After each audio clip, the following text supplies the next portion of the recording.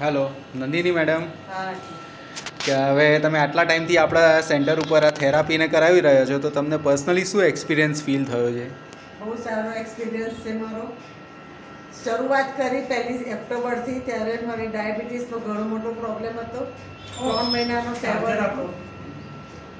પછી 3 મહિના પછી 6:80 થયો અને ગઈકાલે મારો 6 મહિનાને અંતે મારો 6:30 થયો. અને ફાસ્ટિંગનો બી મારો જે 125ની ઉપર રહેતો હતો એને બદલે 110 થયો.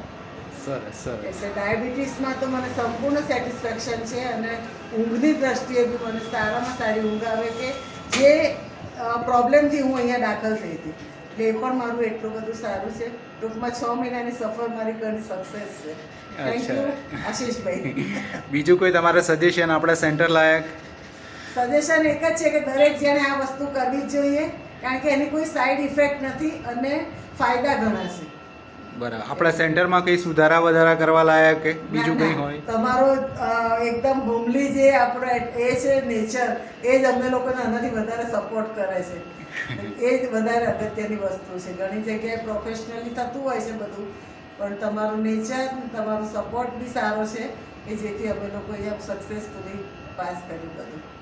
Thank you madam.